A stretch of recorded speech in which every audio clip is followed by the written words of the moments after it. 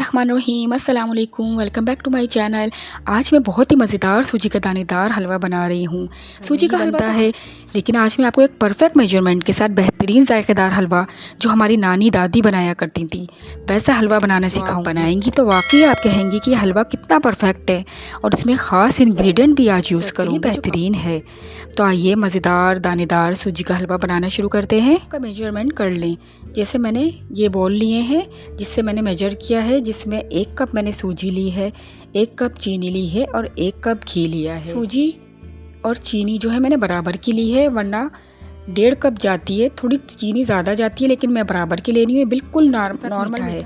और पानी 4 गुना ज़्यादा लेंगे, 4 कप पानी है। उसी कप से मैंने हर चीज़ मेजर की है, जो एक परफेक्ट मेजरमेंट है। जब आप बनाएंगी तो आपको पता चलेगा। घी भी 1 कप ही जाएगा, जो बिल्कुल ठीक है। अगर आप कम करेंगी तो फिर हलवे के ब्लॉक्स बनेंगे जो बिल्कुल अच्छे नहीं लगते। ये कुछ ड्राई फ्रूट्स हैं जो आप अपनी पसंद से लें। इसमें काजू बादाम है, ये सीक्रेट इंग्रेडिएंट गोंद है, जिसमें बहुत ज़्यादा कैल्शियम होता है जो कमर दर्द और टांगों के दर्द के लिए जो है बेहतरीन है। इसको ज़रूर यूज़ करिएगा। कुछ किशमिश हैं, कुछ पिस्ते हैं और खोपरे के स्लाइसेस। 1 टेबल स्पून घी लूँगी इसी में से।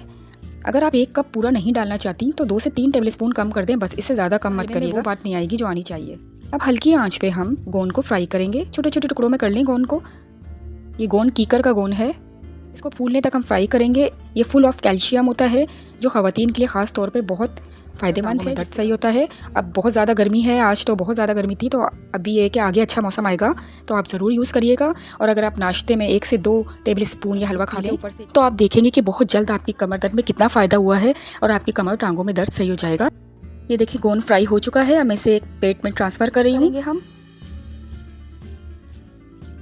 अब 1 टेबल स्पून घी और डालेंगे पैन में। ड्राई फ्रूट्स भी हम सिर्फ 1 मिनट के लिए फ्राई कर लेंगे कि अच्छा सा अरोमा आने लगे, खूबसूरत सा कलर आ जाए। सिर्फ 1 मिनट, बिल्कुल भी ज़्यादा फ्राई नहीं करना, सिर्फ इनकी रॉनेस ख़त्म करनी है हमें, इसलिए हम फ्राई कर रहे हैं। तमाम ड्राई फ्रूट्स नहीं डालना चाहते तो आपकी मर्ज़ी है, लेकिन ये एक हेल्दी वर्जन हो जाएगा जो आपकी हेल्थ के लिए बहुत अच्छा है। कुछ ड्राई फ्रूट्स खा लेंगे आप इसी बहाने। बस देखिए 1 मिनट इसे भी फ्राई किया है मैंने, और ये सब एक साइड पर रख दूँगी। सारे ड्राई फ्रूट, बाकी बचा हुआ घी डालेंगे। देसी घी में भी बहुत अच्छा यह हलवा बनता है। अगर आप देसी घी में बनाना चाहें तो बहुत अच्छा है। अभी मैंने 4 छोटी इलायचियों को मोटा मोटा कूट लिया था। खुशबू आने पे हम सूजी डाल देंगे। ये तकरीबन 200 ग्राम सूजी है और 1 कप लिए मैंने।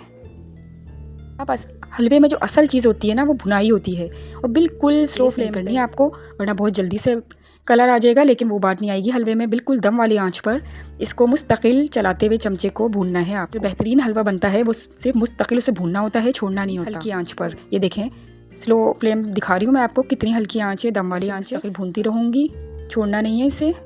तकरीबन 15 मिनट मैंने इसे भूना है। ये जो कलर गोल्डन और अच्छा सा अरोमा आया है ना, वो 15 मिनट लगे हैं मुझे।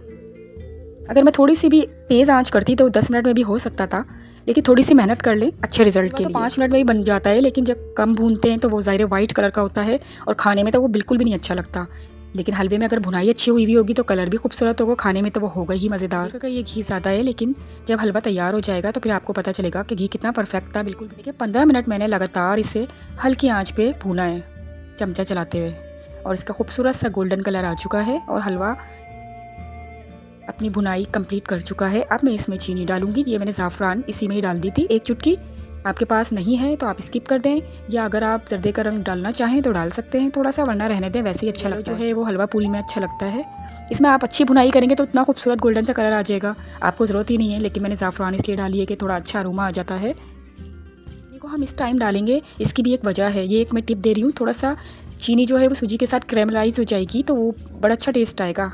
ये सब चीज़ें मैंने अपने एक्सपीरियंस से सीखी। अब इसमें हम पानी डालेंगे, 1-2 मिनट सूजी के साथ चीनी को भूनेंगे और फिर पानी डालेंगे। आहिस्ता आहिस्ता एक हाथ से डालेंगे, एक हाथ से चमचा चलाएंगे।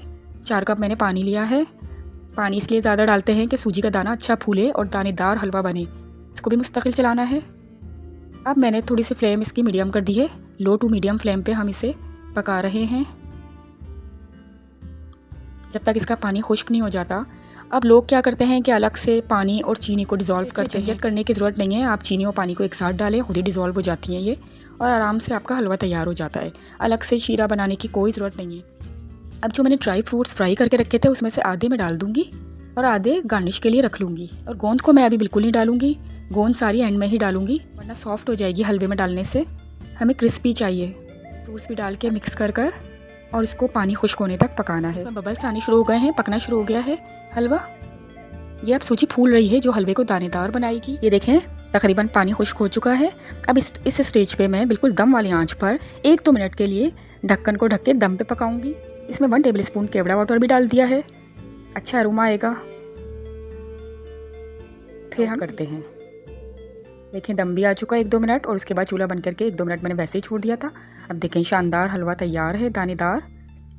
अब मैं आपको चेक करा रही हूँ, देखें कितना अच्छा हलवा बना है, कोई ब्लॉक्स नहीं बने।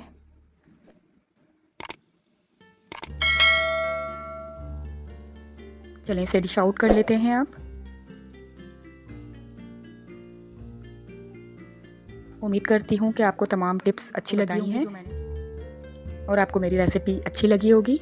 अगर अच्छी लगे तो आप लाइक ज़रूर करिएगा, कमेंट्स भी करिएगा कमेंट्स के लिए, और इसे फैमिली एंड फ्रेंड्स में शेयर भी करिएगा। तमाम ड्राई फ्रूट्स जो बचा के रखे थे इस पर गार्निश कर दिए हैं, और बीच में मैंने गोंद डाली है सेंटर में, जो आपको एक अलग ही मज़ा देगी हलवे।